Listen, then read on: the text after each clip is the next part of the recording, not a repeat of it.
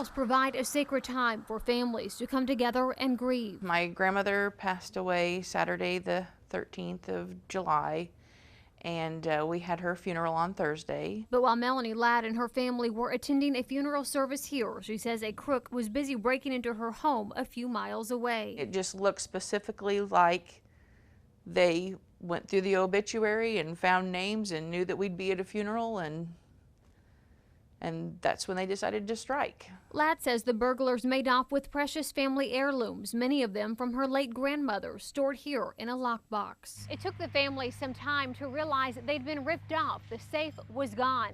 But when they did, they immediately contacted their relatives, and that's when a bigger picture started to emerge. Sure enough, right when the funeral would have been starting, that's about the time they pulled up into our yard. We just looked at the video. Ladd's cousin, Christy Clemens, and her husband, Ben, tapped into their surveillance system to see if the cameras had picked up anything out of the ordinary at their home. The funeral was scheduled for 10 o'clock, and they drove up into our driveway at 10:08. So, you know, just putting two and two together and looking at the video, it's quite obvious what they were here to do. Multiple shots captured an unfamiliar Jeep backing into the driveway and a man wearing long sleeves, black gloves, and a baseball cap on a 98-degree day casing the property. Apparently deterred here, but not at the Ladd's house. From the way they went on the spending spree with the credit cards they got a hold of, I have a feeling I probably will never see those items again. I have serious doubts about that, and it breaks my heart.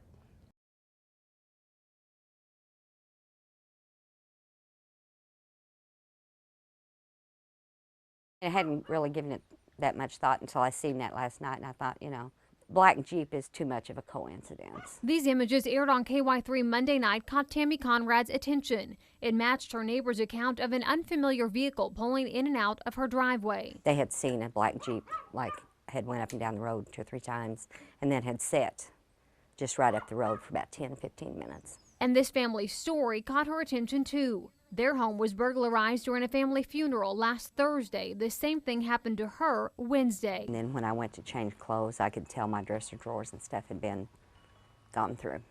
Am I hurt I lost my dad? Yeah. Am I mad that somebody's in my home? Yeah. Funeral directors say the idea of thieves targeting grieving families is nothing new. They say it's a trend that they've seen come and go over the years. That's why they often advise families to have someone stay at their homes during services. The funeral for Conrad's father, Lowell Baker, was Tuesday morning. A neighbor offered to watch over her mother's home while Conrad's house was simply left locked. All my jewelry.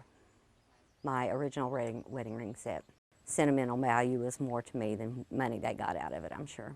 Conrad says the thieves got away with the rings she and her husband exchanged at their wedding in 1976. And this is you with your dad right here.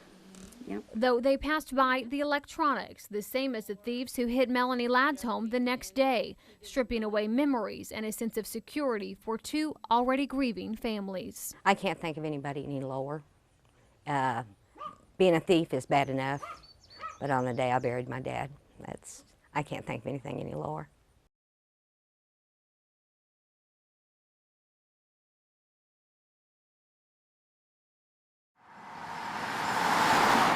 There were multiple services last week at Whitechapel in North Springfield, and while family members were here saying their final goodbyes, they say burglars were at their homes stealing precious memories. I looked at my top drawer and I had all my rings sitting there. There was like 35 or 36 rings there, and they're sitting there. They were all gone. In each case, thieves passed by electronics, instead swiping drawers and dressers full of jewelry, as well as credit cards. Debbie Brandstein buried her father Friday. Awful. It's scary. Don't like that feeling. Just like somebody come in and invaded you, and you still have that fear they might come back. Brandstein and her husband live in Ozark. Her brother's family lives in Springfield, as does her widowed mother. All 3 homes were hit, and they're convinced thieves pulled their names out of this obituary. It had in there, you know, Albert Britton, and then my brothers, which their last name's Britton. So all they have to do is just Google that name, and it'll show their addresses. No one reported seeing anything out of the ordinary on that day, but neighbors surrounding other families whose homes were also burglarized during funerals last week reported seeing a black Jeep captured here in one of the family's home security video. Didn't think it would happen to us, but it did. So I just hope that we can alert everybody to be careful and maybe have somebody sit in your home while you're gone.